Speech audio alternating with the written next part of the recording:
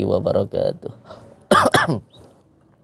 Bismillah, alhamdulillah, alhamdulillah, wa syukurillah wa nikmatillah, wala khawla wala quwata illa billah. Amma ba'd.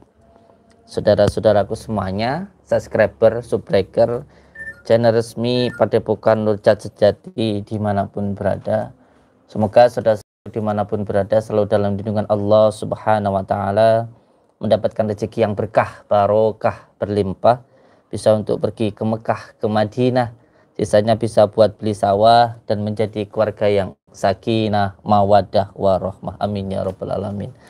Dan semoga saudara-saudaraku dimanapun berada mendapatkan istri yang solehah maupun suami yang soleh, mendapatkan keturunan yang soleh dan soleh. Amin ya rabbal alamin.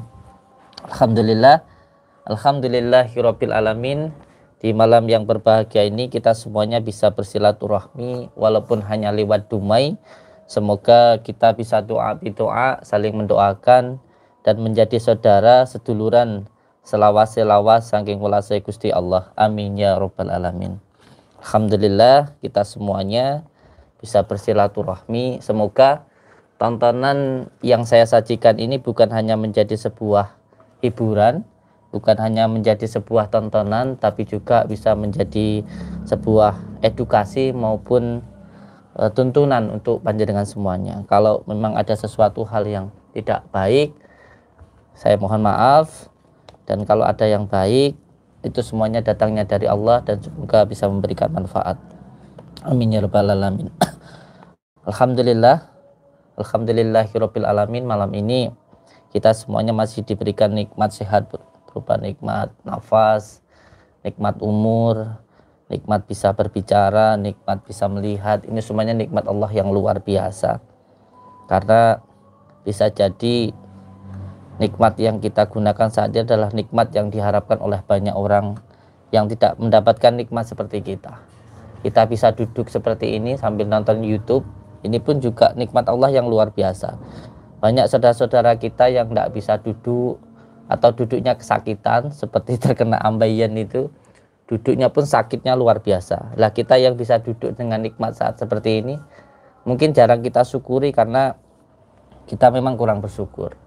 Kita bisa makan barusan atau tadi pagi, bisa jadi makanan yang kita makan ini adalah makanan yang diharapkan oleh banyak orang yang ingin bisa makan seperti kita. Karena tidak bisa makan mungkin karena kemiskinan, anak yatim piatu dan lain sebagainya. Kita yang bisa makan dengan nikmat mungkin kurang bersyukur. Maka insyaallah saya mengingatkan untuk diri saya sendiri dan untuk saudara-saudaraku dimanapun berada, semoga kita bisa lebih bersyukur. Nikmat kita bisa melihat, nikmat kita bisa berbicara, nikmat kita bisa mendengar, nikmat kita punya anak, nikmat kita punya istri. Karena bisa jadi anak yang kita punya saat ini adalah anak yang diharapkan oleh banyak orang yang ingin punya anak. Karena mandul nggak bisa punya anak, sehingga berharap sangat sekali pengen punya anak, bahkan melakukan apapun agar punya anak. Lah kita yang punya anak terkadang kurang bersyukur. Ngerti anak rewel dikit sudah susah, ngerti anak agak begini sudah repot kan begitu. Padahal itu adalah nikmat Allah yang luar biasa. Bahkan istri kita pun juga begitu. Karena istri yang kita punya bisa jadi adalah istri yang diharapkan oleh banyak orang yang pengen punya istri karena belum punya jodoh. Kayak yang megang kamera itu belum punya jodoh, jadi pengen punya istri. Lah kita yang sudah punya istri terkadang tidak bersyukur. Punya istri bingung, rewel dikit bingung. Padahal banyak alim ulama, banyak kiai, bahkan banyak yang diangkat menjadi wali karena istrinya cerewet gitu. Semuanya kalau disyukuri nikmat, tapi kalau nggak disyukuri ya nggak nikmat. Disyukuri bukan berarti nggak minta tambah ya. Canda. Oke, alhamdulillah malam ini kita semuanya bisa bertemu. Semoga kita benar-benar bisa tersambung silaturahmi seduluran selawas yang welasi Gusti Allah. Seperti yang saya janjikan di malam-malam kemarin bahwa setiap malam insya Allah selama saya masih diberikan nikmat sehat, saya mampu duduk di depan layar kaca ini, depan YouTube ini, saya akan membagikan hadiah atau giveaway. Untuk malam yang kemarin saya membagikan madu, ya madu asma saya. Yang bisa menjawab akan saya berikan hadiah. Untuk malam kemarin madu, untuk malam ini saya akan membagikan sorban kumuh bekas Allah. Nanti akan saya bagikan untuk saudara-saudaraku yang menjawab atau mau purun menjawab pertanyaan dari saya. Insya Allah kalau jodoh, karena memang semuanya sesuai dengan ketentuan Allah, tidak ada yang kebetulan. Kalau yang belum mendapatkan ya mohon maaf, berarti belum jodoh. Karena kalau belum jodoh mau diusahakan seperti apapun ya nggak dapat. Tapi kalau jodoh, insya Allah dapat gitu. Nanti akan saya kasih sorban untuk saudara-saudaraku yang menjawab pertanyaan dari saya. Pertanyaannya itu sangat simpel sekali, yaitu sampai nanti jawab di kolom komentar, siapakah malaikat yang ditugaskan untuk menggantikan Allah di dunia ini. Jadi ketika kita masih di alam ruhaniyah, ketika kita belum ditiupkan ke dalam janin, diri kita sempat berbicara dahulu dengan Allah, dengan pencipta kita, bahwa ketika nanti saya di alam dunia, sedangkan sekarang saya di alam ruhaniyah ini sangat engkau cintai Allah, lalu ketika nanti saya di dunia, siapa yang akan menjaga saya dan menyayangi saya? Lalu ketika itu Allah menjawab bahwa nanti akan ada penggantinya, akan ada yang menyayangi kita seperti Allah menyayangi kita. Nah, yang saya tanyakan, siapakah pengganti dari Allah ketika ditiupkan ke alam janin, ke dalam kandungan ibu kita itu? Jawabannya saya tunggu di komentar. Sambil menunggu jawaban tersebut, nanti saya akan bercerita dulu, ngomong kober dulu dengan saudara-saudaraku semuanya. Tapi yang jelas pertanyaannya, siapakah pengganti Allah ketika kita ada di dunia ini? Silakan nanti dijawab. Nanti saya baca di komentarnya, dan yang berjodoh nanti akan mendapatkan sorban dari saya, sorban kumuh ya. Untuk malam ini giveaway-nya sorban, untuk besok malam kopiah, untuk besok malamnya lagi giveaway-nya itu kaos, untuk malam selanjutnya nanti insya Allah baju, dan untuk malam berikutnya insya Allah tasbih. Tasbih hanya aksesoris saja, untuk dicantel kende omah, gue delok-delokan apa sih gue ditaruh di mana gitu. Dan saya tegaskan, aksesoris yang ada di Padepokan semuanya tidak diperjualbelikan di IG maupun di Facebook. Jadi kalau ada saudara-saudaraku yang beli aksesoris Padepokan, entah itu kaos, baju, tasbih, rompi, tongkat, dan lain sebagainya, semuanya hanya bisa didapatkan ketika panjenengan datang ke Padepokan atau menghubungi nomor admin.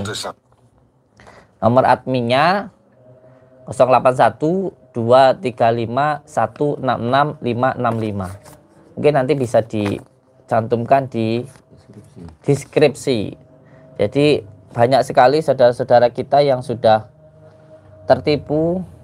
Bahkan kemarin itu hampir ada 300 juta yang tertipu karena membeli aksesoris Padepokan lewat FB maupun Instagram. Sedangkan saya tidak pernah menjual apapun, aksesoris apapun lewat IG dan Instagram. Kalau sampean pencet di Facebook, di komen tulis Gus Samsudin Jadab, nanti muncul banyak di situ nama saya dan foto-foto saya. Padahal di Facebook saya tidak ada namanya Gus Samsudin Jadab. Namanya hanya Samsudin Jadab, nggak ada Gusnya. Jadi kalau sampean di Facebook, sampean ada profil atau akun yang namanya saya Gus Samsudin Jadab, itu bisa dipastikan adalah penipuan. Sebab di Facebook nama saya hanya satu, yaitu Samsudin Jadab, itu saja, nggak ada Gusnya. Jadi yang kedua di IG gitu. Ini banyak sekali yang sudah tertipu karena membeli aksesoris Padepokan lewat IG dan Instagram. Saya tegaskan sekali lagi, saya tidak pernah menawarkan aksesoris apapun lewat Facebook maupun Instagram. Dan yang kedua, banyak sekali yang tertipu karena pendaftaran online. Ini biasanya transfernya itu malah ke luar daerah. Namanya itu Ibu Rosidah yang paling banyak ke situ. Itu yang sudah masuk, sudah hampir ada 700 juta yang laporannya. Itu sudah saya laporkan ke Polda. Itu bisa dicek di sana, saya melaporkan untuk kasus ini. Padahal sudah saya tegaskan berkali-kali bahwa di Padepokan ini dimulai dari pendaftarannya, dimulai dari ruqyahnya, dimulai dari terapinya, dimulai dari konsultasinya, sampai nanti dibawakan medianya, itu semuanya gratis. Saya ulangi lagi nggih, saudara-saudaraku semuanya. Ini sudah sering saya sampaikan tapi ternyata masih banyak yang ketipu. Saya jelaskan bahwa panjenengan kalau mau datang ke Padepokan itu dimulai dari pendaftaran, terus setelah itu nanti masuk di ruqyah, terus setelah itu nanti di terapi, terus setelah itu nanti konsultasi dengan saya. Nah, setelah itu nanti dibawakan medianya daun bidara dan garam, itu semuanya gratis. Tidak ada biayanya. Kenapa tidak saya kenakan biaya? Karena memang supaya yang tidak mampu bisa kita layani. Saya kemarin sempat kedatangan salah satu saudara saya atau tamu yang beliau itu menawarkan saya itu gaji 1 bulan itu 1 miliar. Ini demi Allah, demi Rasulullah. Saya katakan, saya pertanggungjawabkan mulut saya dunia dan akhirat. Ada orang yang dari Jakarta menemui saya. Dia itu akan menggaji saya 1 bulan itu 1 miliar. Asalkan beliau itu diangkat menjadi apa namanya itu, direktur, apa sih namanya yang mengatur itu, menjadi itu semua. Jadi beliau itu menawarkan kepada kami, kepada saya itu dimulai dari pendaftarannya bayar 300.000, terus setelah itu saya tanya lagi nanti ruqyahnya bayar 300.000, terus nanti terapinya itu bayar 500.000, terus nanti konsultasinya kalau ada yang mau konsul bayar, terus nanti kalau pulang dibawakan media itu bayar. Bayangkan kalau 300.000, sedangkan di sini harus melewati 5 hal ini tadi, ya 300 kali 5 berapa sudah? Anggap aja 2 juta. 2 juta 1 orang. Nah, kalau saya 1 hari itu menerima 100 orang, 1 hari saya itu nggak kurang 100 orang. Dan itu pun kami batasi. 100 orang dikali 200 sudah berapa 1 hari? 200 juta. Ayo 1 M itu 10 hari, 1 minggu sudah 1 M. Cuman enggak saya lakukan kenapa? Demi Allah, demi Rasulullah tidak saya lakukan kenapa? Karena memang saya membuat Padepokan ini dulu disuruh oleh Abbas Syuti Al-Ghazali. Beliau adalah ketua Khos Pakar Nusa dan beliau adalah guru saya, abah saya. Membuat Padepokan itu bukan untuk mencari uang. Kalau ada yang mau masih rezeki, ya monggo. Enggak pun juga enggak apa-apa. Demi Allah, demi Rasulullah, sampai datang ke sini enggak bawa apa-apa, nanti tetap diterima, tetap bertemu dengan saya, tetap nanti di ruqyahnya dengan menggunakan salah satu asma dari Sultanul Aulia, terus yang kedua nanti diterapi dengan kunir, terus nanti setelah itu nanti dibawakan daun bidara, enggak, itu semuanya gratis, enggak ada biayanya. Jadi bagi yang tidak mampu jangan ragu untuk datang, karena memang di sini insya Allah enggak ada biaya pun juga tidak apa-apa. Dan bagi yang mampu mau memberikan sedekah, ya monggo silahkan. Jadi tidak ada paksaan maupun tidak ada yang memberatkan. Saya ingat pesan beliau kepada saya bahwa beliau menyampaikan kepada saya, le gitu, le itu bahasa Jawa, artinya itu anak kesayangan. Beliau itu dulu menyampaikan ke saya begini, nanti sampean kalau sudah keluar dari pondok, yang pertama harus punya pekerjaan. Sebab itu saya dulu pertama keluar dari pondok, tidak langsung mendirikan Padepokan. Hampir selama 5 tahun. Di Desa Rejowinang ini saya itu cari rongsok. Bahkan pertama pun jalan kaki cari rongsok. Terus alhamdulillah pakai motor, terus pakai mobil, dan alhamdulillah punya beberapa karyawan. Setelah sudah pekerjaan saya sudah mapan, baru saya mendirikan Padepokan ini. Jadi pesan beliau yang pertama, ketika keluar dari pondok itu harus punya pekerjaan. Supaya apa? Supaya tidak mengharapkan pemberian dari orang lain. Orang lain kalau memberikan ya monggo, enggak pun juga enggak apa-apa. Kalau saya mau cari uang dari Padepokan, aduh, 1 minggu itu 1 miliar saya dapat itu. Bayangkan satu hari yang datang pada Padepokan itu lebih dari 100 orang. Itu pun dibatasi, banyak yang menginap di tempat tetangga maupun di hotel. Kalau satu orang 1 juta, satu hari 100 juta. Memang tidak saya lakukan, karena memang bukan untuk mencari uang. Nah, karena pesan beliau, yang pertama, ketika keluar dari Padepokan, keluar dari pondok dulu itu, harus punya pekerjaan. Santri itu yang pertama harus punya pekerjaan. Supaya nanti tidak mengharapkan dari apa yang diikhlaskan. Mau jadi kuli, mau jadi kiai, mau jadi guru ngaji, mau jadi apapun, yang penting harus punya pekerjaan. Itu yang pertama. Yang kedua, santri itu paling tidak harus punya istri. Punya istri. Karena apa? Karena nanti cobaannya banyak. Biasanya jatuhnya seseorang itu yang pertama karena harta, yang kedua karena wanita. Ini hati-hati dengan dua hal ini. Karena setiap orang yang menjalankan tarekat atau menjalankan ilmu hikmah, tarekat itu artinya adalah perjalanan, guys. Ketika kita berjalan, nanti pasti dicoba dengan kesenangan maupun dengan kesusahan. Dicoba dengan kesenangan, nanti banyak orang yang datang muji-muji, ngasih uang. Kalau kita tidak punya pekerjaan, nanti kita hubud dunia. Ya tujuannya cuma uang itu saja. Memang kita butuh uang, tapi uang bukan segalanya. Letakkan harta itu di tanganmu, dan Allah itu akhirat itu di hatimu, begitu. Jadi kita memang harus punya pekerjaan. Yang kedua harus punya istri. Harus punya istri. Ketika banyak yang muji, banyak yang suka, nah itu hati-hati. Karena ketika itu akan muncul perasaan aku iki lho, kan gitu. Jadi muncul perasaan kita itu sangat ganteng. Ini hati-hati ini. Banyak sekali sampai lihat banyak sekali spiritual, banyak sekali paranormal yang jatuh itu karena wanita, entah itu dianggap sebagai pencabulan dan lain sebagainya. Itu harus hati-hati sekali. Makanya di Padepokan ini saya ketika menerima pasien tidak pernah saya tempatkan di tempat khusus. Harus rame-rame. Harus ada santri yang nunggu. Kalau dia masuk harus ada rame-rame, ada orang tuanya, ada suaminya, ada siapanya. Supaya apa? Supaya tidak menjadi fitnah. Yang kedua ada CCTV-nya. Ini penting sekali. Makanya saya pengobatan nggak mau saya di tempat hanya berdua begitu, saya nggak mau. Kalau menempatkan pasien di tempat khusus itu saya nggak mau. Harus di tempat itu harus ada santri yang menunggui saya, harus ada orang tuanya atau semuhrimnya yang menunggui dia, dan harus ada CCTV-nya. Sebab saya ada pengalaman. Dulu ketika saya ikut dengan guru saya, pernah suatu ketika itu ada tamu yang datang. Nah, kebetulan ibunya lagi masak. Nah, orang itu membuat sabotase dengan mengatakan bahwa dia dicabuli. Nah, ini ada pengalaman untuk saya. Makanya saya ketika menerima pasien, yang pertama harus ada santri yang menunggu di samping saya.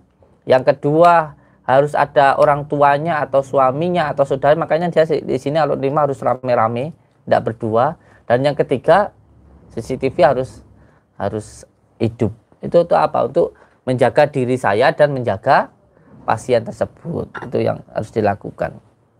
Jadi yang pertama untuk semualah santri-santri yang mengambil gemblengan di sini maupun saudara-saudaraku yang mengabdi di sini, santri itu yang pertama harus punya pekerjaan, dan yang kedua segera menikah. Karena nanti ketika seseorang menjalankan ilmu hikmah, mendekat diri kepada Allah sebelum ke futuh, sebelum ke buka, karena semuanya itu adalah tirakat. Tirakat itu bahasa Arabnya adalah torekoh, perjalanan mendekat kepada Allah. Nah, ketika mendekat kepada Allah, ini nanti pasti akan diuji dengan dua hal, kesenangan maupun dengan kesusahan. Itu harus siap gitu. Jangan sampai ketika berjalan nanti diuji dengan kesenangan terus mandek, berhenti di situ.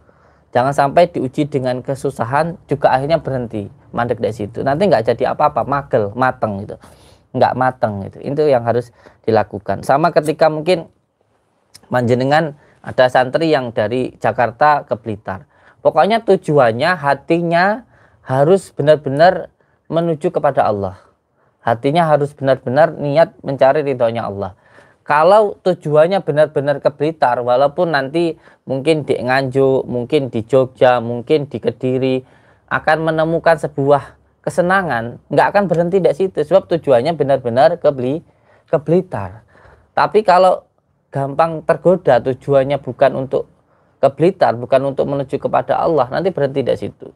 Ketika mengamalkan, dipuji orang, mendapatkan pusaka, keris, akhirnya berhenti dari situ. Jadi dukun wes, tidak jadi mendekat kepada Allah, tidak bisa ma'rifatullah. Atau diuji dengan kesusahan. Sampaian menuju dari Jakarta ke Blitar, di jalan tiba-tiba capek, kok saya nggak datang-datang, nggak sampai-sampai ke Blitar, kan gitu. Di dalam hatinya itu sudah ada perasaan males, kok jauh eram, terus belum lagi dibarengi dengan kelelahan, belum lagi dibarengi dengan kesusahan, ngantuk, lapar, haus, akhirnya berhenti dari situ, di tengah-tengah jalan. Jadi memang harus penuh dengan perjuangan gitu, untuk bisa sampai kepada Allah. Untuk sampai ke futuh tadi itu butuh perjuangan. Dan sambil saya membaca komentar dari saudara-saudaraku, Pak, insya Allah nanti yang berjodoh akan saya berikan sorban kumuh saya yang setiap hari saya pakai. Bagi yang berjodoh 1 orang, hari ini akan saya kasih giveaway berupa sorban saya. Untuk besok malam, Pak, insya Allah kaos, dan besok malamnya lagi baju, besok malamnya lagi tasbih, aksesoris. Tasbih saya ada yang dari pohon bidara, ada yang dari pohon setigi, ada yang dari pohon gali asem, ada yang dari apa namanya itu saya lupa. Jadi ada beberapa dari bahan kayu, insya Allah nanti akan saya berikan ke panjenengan yang berjodoh, insya Allah. Dan perlu saya tegaskan untuk sekali lagi bahwa aksesoris semua yang ada di Padepokan ini, baik tasbih, baik itu rompi, baik itu sorban, baik itu tongkat, baik itu kaos maupun baju, gelang, semuanya tidak saya perjualbelikan lewat FB maupun Instagram. Jadi kalau ada yang ingin mendapatkan aksesoris dari saya, bisa menghubungi nomor admin, yaitu 081 235 166 565. Insya Allah nomor khusus ini, karena banyak sekali penipuan, maka saya berikan nomor khusus ini, hanya nomor untuk membeli aksesoris di Padepokan, nanti dikirim ke tempat panjenengan. Saya ulangi lagi pertanyaan saya, yang saya pertanyakan tadi, yang bisa menjawab saya berikan sorban saya itu, siapakah yang menjaga kita ketika di dunia, ketika kita berbicara dengan Allah, ketika sebelum kita ditiupkan ke dalam janin, di dalam janin ketika kita ada di alam kandungan. Jadi pertanyaannya, siapakah yang menjaga kita di dunia? Tolong nanti dijawab. Ada 2 makhluk yang menjaga kita di dunia ini, yang itu semuanya dititipkan sifat Rahman Rahimnya Allah. Jadi ketika kita, sebelum kita dilahirkan di dunia ini, sebenarnya kita dulu sudah ada pembicaraan dengan Allah. Ini tentang pelajaran ilmu kaji diri. Jadi kenapa kadang-kadang kita kalau semuanya berjalan itu seperti melihat suatu tempat, loh, saya dulu pernah berada di tempat ini loh, gitu. Tapi kapan ya? Itu pernah nggak kejadian kayak gitu? Atau mungkin panjenengan melakukan sesuatu, tiba-tiba saya dulu pernah melakukan ini loh, pernah kayak gini, pernah ngomong kayak gini, pernah melakukan ini. Saya pernah dulu kayak gini, tapi kapan ya? Kayak gitu. Pernah nggak kayak gitu? Atau sampai melihat suatu gedung, terus sampai tiba-tiba di pikiran tuh loh, saya kayak pernah melihat gedung ini loh. Tapi kapan ya? Itu pernah nggak kayak gitu? Tapi kapan ya saya pernah melihat gedung ini? Gitu. Atau ketika melakukan sesuatu, saya pernah melakukan ini loh. Nanti setelah inilah saya nanti melakukan ini. Dan itu betul. Pernah nggak kayak gitu? Atau ngimpi. Impian kita itu benar-benar terjadi setelah kita bangun tidur. Saya ngimpi ngelakuin ini. Nah, ketika kita bangun tidur sama kayak gitu. Pernah nggak kayak gitu? Pernah kan? Nah, kadang-kadang seperti itu. Itulah sebenarnya yang bisa diamalkan ketika seseorang mengamalkan ilmu urus urung winarah. Ini ada pengkajiannya. Jadi ketika kita sebelum lahir sebenarnya kita itu sudah diceritakan loh. Nanti sampean begini, jodoh sampean ini, matinya sampean begini, rezekinya sampean ini loh istrimu, ini loh anakmu, ini loh rezekimu. Itu sebenarnya sama Allah semuanya sudah diceritakan. Kita itu tinggal menjalani saja cerita yang sudah Allah tentukan tadi. Sudah diceritakan semuanya. Sudah ditentukan. Iki lo ceritamu gitu. Kalau sebelum kayak kita mau main film, itu semuanya sudah diceritakan. Kita itu nanti jadi peran ini. Makanya setiap orang itu punya peran masing-masing. Makanya saya katakan sebenarnya nggak ada ilmu yang lebih tinggi antara saya dan panjenengan itu nggak ada. Setiap orang itu ketitipan ilmu masing-masing. Contoh saya umpamanya bisanya nyangkol. Sampai pinternya ngelas, sampean pinternya tukang, sampean pinternya dagang. Jadi setiap orang itu sebenarnya punya peran masing-masing, punya ketitipan ilmu masing-masing. Jadi nggak ada yang perlu disombongkan. Setiap orang itu punya ilmu masing-masing. Sampean pinter berdagang, loh saya lo nggak bisa, saya bisanya bertani. Sampean pinternya mungkin di bagian tukang, loh saya nggak bisa. Dia punya keilmu masing-masing begitu. Nah, orang hidup pun juga seperti itu sebenarnya. Jadi sebenarnya kita itu dilahirkan di dunia ini itu semuanya sudah ditentukan alur ceritanya sama Allah. Kita itu tinggal menjalani tok saja. Makanya kalau lagi susah jangan terlalu susah. Kalau lagi senang jangan terlalu senang. Dinikmati saja. Karena apa? Karena kita ini tinggal menjalani saja. Yang penting tidak belok. Yang penting tidak belok, tidak nipu, tidak bohongin orang, tidak bunuh orang, tidak nyakitin orang. Yang paling penting sebenarnya intinya adalah kita jangan sampai menyakiti orang lain. Entah itu menyakiti hatinya, menyakiti perasaannya, menyakiti doanya, intinya itu aja. Yang penting kita itu hidup tidak menyakiti orang lain. Itu yang paling utama. Makanya kita ini hidup ini tinggal menjalani alur cerita yang sudah ditentukan oleh Allah. Dan setiap kita diberikan ujian atau diberikan persoalan, jangan sampai itu menjadi persoalan, menjadi soal. Contoh sampai sekolah dikasih ujian tentang sejarah. Pasti sejarah ini tadi sudah kita pelajari sebelum diberikan ujian tadi. Kita itu hanya disuruh untuk mengingat-ingat pelajaran yang sudah diberikan kepada kita, itu toh. Bukan kalau kita itu dikasih soal suruh mikir, apalagi suruh sampai gitu. Enggak suruh begitu. Itu hanya disuruh mengingat-ingat apa yang sudah kita jalani toh itu. Jadi setiap ujian, persoalan hidup yang kita alami itu, kita itu hanya suruh memikirkan apa yang sudah kita jalani. Kon introspeksi diri, kon kaji diri, kon mikir, no, itu toh aja. Disuruh supaya kita itu bisa berpikir. Kalau ternyata hidup kita itu masih selalu susah, masih gelisah, selalu salah, coba difikirkan, apakah jalannya ini sudah benar? Sampai kalau naik mobil kok berasa ndak enak, coba dilihat apakah jalannya itu sudah benar. Mbok sampean itu mobilnya bagus, mbok pinter nyetir, tapi kalau jalannya itu nggak benar, dek sawah, ya pasti nggak enak. Nabrak itu saja jegur jurang. Itu yang pertama harus dipikirkan jalannya. Yang kedua, apakah mobil tadi sudah berjalan sesuai dengan ketentuannya. Contoh setir sudah digunakan belum, remnya digunakan belum, bannya dicek apa belum. Walaupun mobilnya bagus, di jalan yang benar, pintar nyetir, tapi kalau setirnya nggak mbok guna, nabrak. Mbok mobilnya bagus, pintar nyetir, tapi kalau remnya nggak mbok gunakan, jegur jurang. Jadi semuanya harus sesuai dengan ketentuan yang menciptakan. Karena yang menciptakan lebih tahu tentang yang diciptakan. Dilarang ngombe ya aja ngombe. Wong awake diisi banyu putih kok mbok isi oplosan ya modar kalau ya mati. Karena apa? Karena yang menciptakan itu lebih tahu tentang yang diciptakan. Kalau sudah ini tadi jalannya sudah bagus, sudah benar di jalan raya kita nyetirnya. terus semuanya sudah digunakan, rem sudah digunakan, setir sudah, bannya sudah, semuanya sudah digunakan, kok masih ada yang salah, tinggal yang ketiga. Apakah mobil tadi ada yang menumpangi atau tidak? Kebebanan apa enggak itu beratnya itu loh. Karena kalau semuanya dia hanya mampu mengangkat 1 ton kok muat 5 ton, ya nggak akan jalan begitu. Jadi kalau di dalam pelajaran ilmu hikmah, penyakit itu hanya ada 3. Yang pertama karena ain.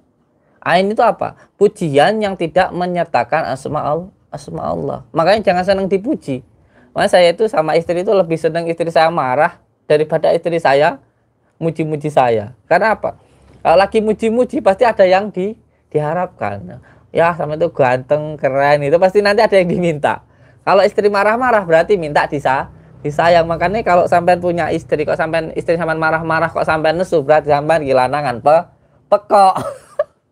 Lah bojomu nesu jandane njaluk disayang gitu loh. Jadi jangan malah marah. Kalau marah malah kualik, aneh kon niku.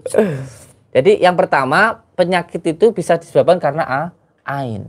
Ain itu pujian yang tidak menyertakan asma Allah. Pujian yang tidak menyertakan asma Allah ini bisa menyebabkan penyakit ain itu loh. Yang kedua, penyakit karena ketempelan. Nah, ketempelan ini jangan dikira kalau saya mengatakan ketempelan itu karena jin, bukan. Ketempelan itu penyakit karena kesalahan sendiri. Contoh, tuharohnya nggak bersih. Perempuan itu kalau cebok jangan dari belakang ke depan, nanti kotoran yang ada di belakang itu masuk ke depan. Jadi harus dari depan ke belakang kalau cebok. Ini kalau belajar usul fikih. Terus kalau semuanya cebok itu bukan hanya diusapkan begini, bukan, tetapi harus diplekek no. Harus jari ini masuk. Ini memang kalau ngomong fikih itu ya memang jorok. Kalau ngomong fikih itu ya memang jorok gitu. Tapi joroknya itu supaya bersih gitu loh. Ngomong jorok supaya bersih gitu. Jadi kalau cebok perempuan itu harus jarinya dimasukkan ke dalam, bukan hanya diusapkan begini saja. Nanti kalau hanya diusapkan begini saja, dalamnya masih kotor, ini bisa kena penyakit. Contoh kayak penyakit susah punya keturunan, kista dan lain sebagainya. Ini mohon maaf yang belum punya istri. Kalau ngaji fikih memang ya begitu. Terus yang ketiga, nah ketempelan ini ada 3 ya. Ada bisa karena tempat, ada yang bisa karena nasab, dan ada juga yang karena maksiat. Nah yang ketiga ini yang paling banyak. Gitu loh. Jadi penyakit karena ketempelan itu bisa karena 3. Yang pertama karena nasab. Contoh orang tuanya gila atau kakeknya gila. Biasanya nanti anak turunnya ada yang gila, iya kan? Atau mungkin secara genetik saja orang tuanya punya penyakit gula darah. Itu biasanya anaknya juga kena penyakit gula darah. Contoh orang tuanya punya penyakit DBC paru-paru. Biasanya anak juga ada yang menurun kena penyakit DBC paru-paru. Nah penyakit seperti inilah yang disebut dengan penyakit karena nasab. Ketempelan karena nasab. Atau mungkin orang tuanya punya pesugihan, atau mungkin punya pegangan, atau punya ilmu, nurun ke anaknya. Anaknya juga tiba-tiba bisa melihat ini, bisa melihat itu, disebut indigo. Indigo itu kalau menurut saya bukan sebuah kelebihan, tapi suatu penyakit. Karena kita setiap hari menangani itu. Kita setiap hari menangani orang-orang yang mengalami indigo. Biasanya temperamental. Jadi jinnya kalau menempel di bagian cakra asna, ini muncul sifat temperamental, gampang marah. Karena memang jin itu sifatnya marah. Ini kalau dijelaskan lebih panjang lagi. Kalau kita berbicara tentang marah, berarti kita belajar tentang mengkaji tentang nafsu. Nafsu supiyah, lawamah, amarah, dan mutmainah. Nafsu keempat nafsu tadi itu yang ada di alam semesta itu semuanya bertempat tinggal di dalam diri kita. Ketempatan di dalam diri kita. Nafsunya hewan, nafsunya pertama nafsunya tumbuhan.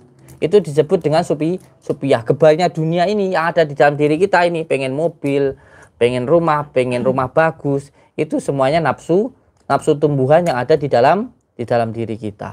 Ada nafsunya hewan yang ada di dalam diri kita, yaitu lawamah. Hewan itu pokoknya nggak pakai celana, apa yang penting makan. Yang penting makan.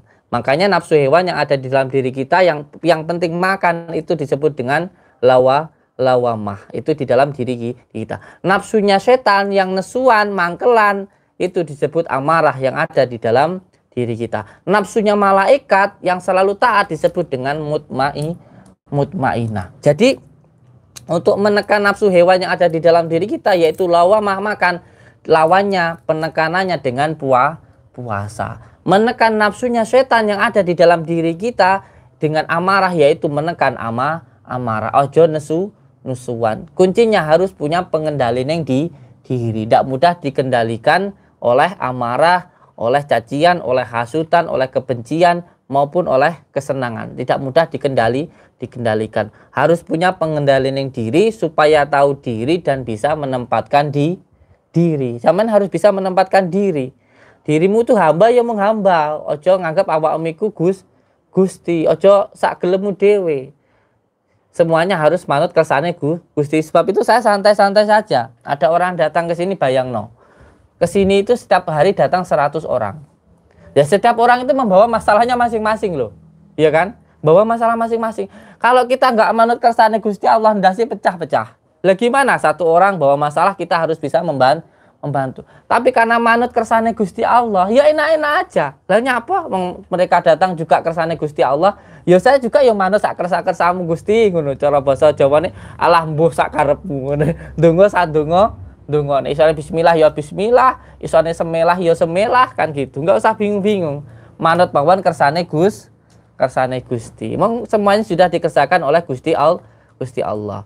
Makanya kalau ada orang yang bilang, wah itu cuman becak aja kok jadi dukun. Lah itu cuman tukang rosok aja kok jadi dukun. Lah kalau Gusti Allah sudah kersa nyapa kan? Arep piye maneh? Mosok iya lek eneng wong njaluk donga arep mbok usir muleh. Ya isa-isamu to. Kayak saya contoh dulu, masih cari rongsok tiba-tiba ada orang yang datang minta didoakan. Loh, saya bingung. Loh terus saya doanya gimana, Pak? Wis toh din sak gelem mbok idoni ya monggo. Mbok sekarepmu gitu. Akhirnya ya wis isane bismillah ya bismillah. Ngono ya ndelalah ya mari. Sebab apa wis manut kersane Gusti Allah. Kalau orang mau dijadikan dukun ya wis jadi dukun.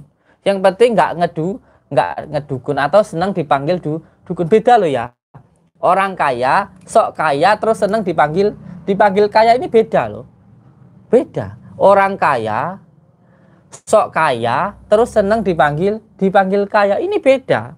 Beda banget. Dukun, ngedukun, senang dipanggil dukun. Kiai, ngiyai, senang dipanggil kiai. Ini beda loh. Beda, Kang.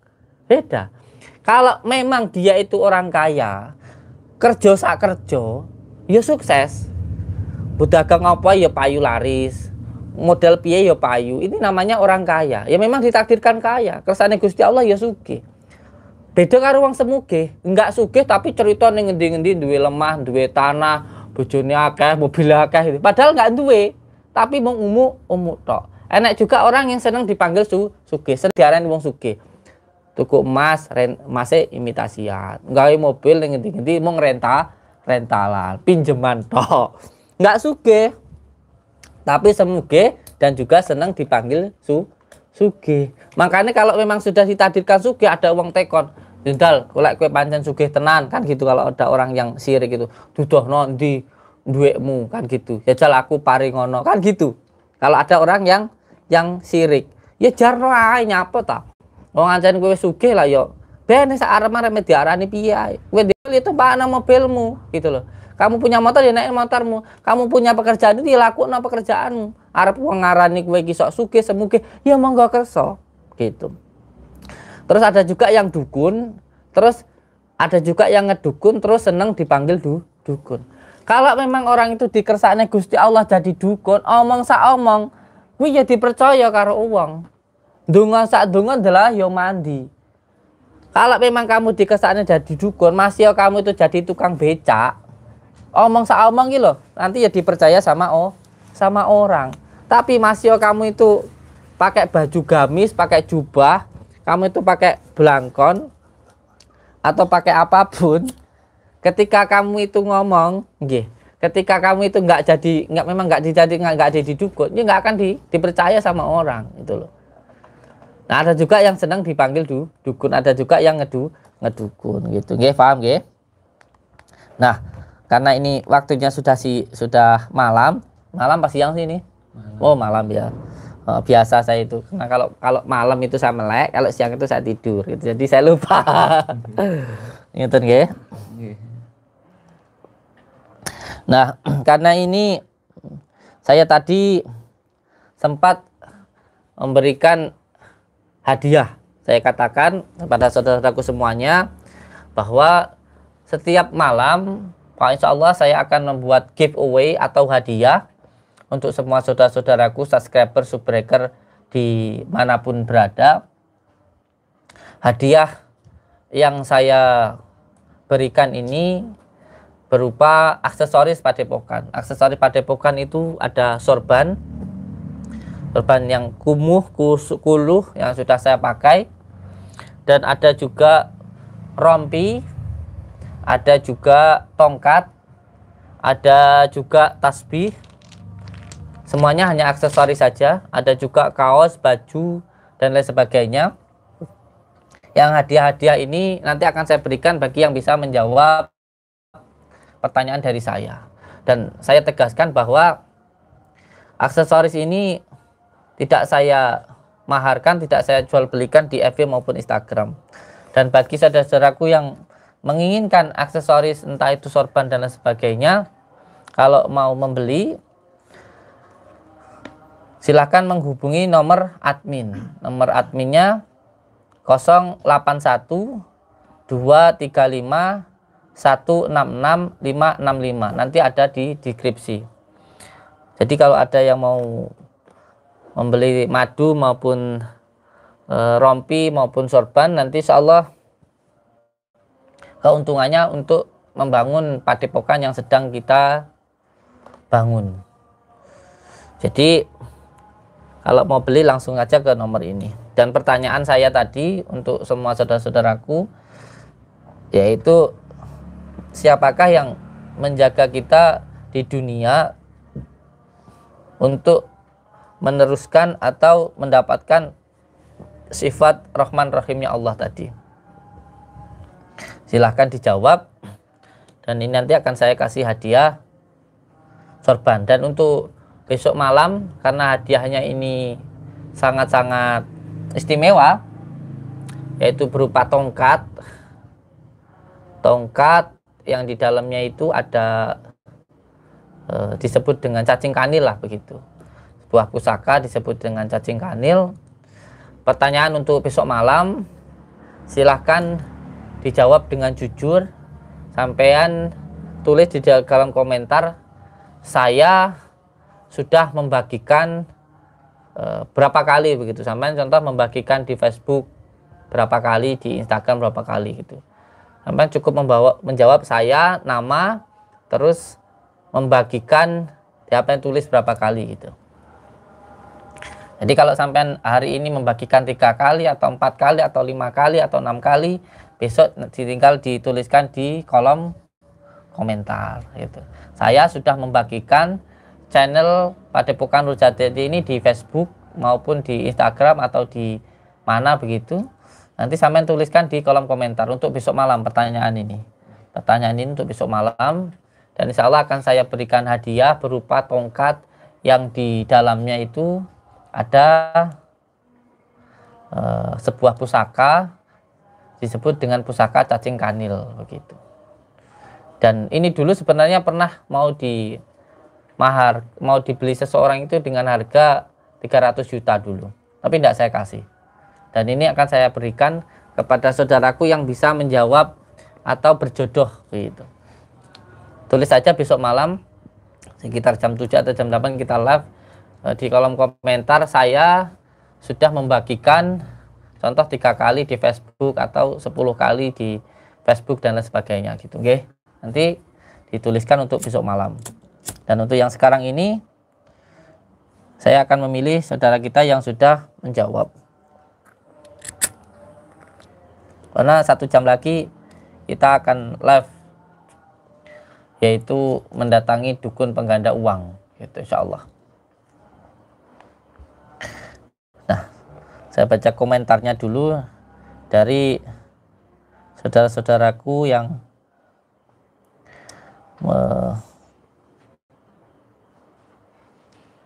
yang sudah menjawab. Jadi pertanyaan ini begini, dulu waktu kita sebelum ruh kita ditiupkan ke dalam janin ibu kita, pernah ada pembicaraan antara kita dan Allah, yaitu ya Allah, waktu saya di sini Engkau menyayangiku dan mencintaiku dengan begitu sangat besar. Lalu ketika nanti saya di dunia, siapakah orang yang akan menjagaku seperti Engkau ya Allah, begitu. Kira-kira seperti itulah. Nah, pertanyaan saya, apakah jawaban dari Allah kepada kita yang akan menjaga kita di dunia ini?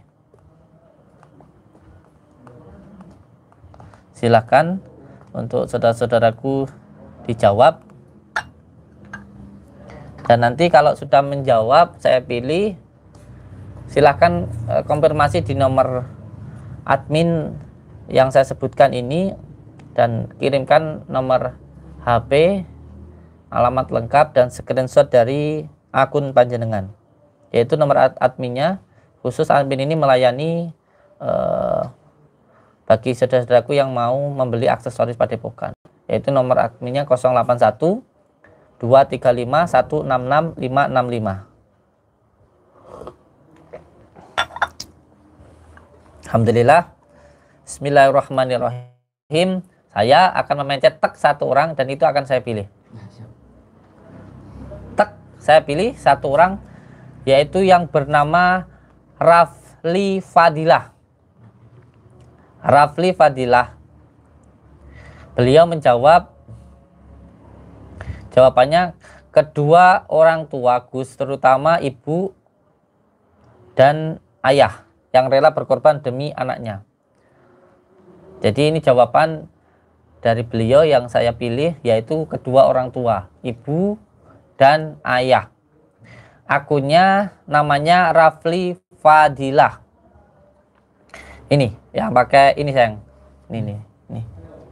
Saya screenshot ya. Ya. Nah, ini yang saya pilih, satu orang ini yang pakai anak muda kayaknya, anak muda. Iya. Anak muda dengan memakai dasi dan ada foto di channel akunnya. Iya, namanya Rafli Abdillah. Selamat untuk Kang Rafli Abdillah mendapatkan sorban kumuh lusuh dari saya. Tapi Pak, insya Allah ini adalah sorban saya berikan ke jenengan. Dan semoga saja bisa menambah, mendekatkan diri panjenengan kepada Allah Subhanahu wa Ta'ala. Saya ucapkan terima kasih, mohon doanya. Saya mau berangkat menuju dukun pengganda uang, jadi ngajak ketemuan. Dan mohon doanya. Alhamdulillah, insya Allah saya sudah lumayan sehat dan semoga saya diberikan kesehatan oleh Allah Subhanahu wa Ta'ala. Matur suwun. Wabillahi taufiq wal hidayah. Wassalamualaikum warahmatullahi wabarakatuh.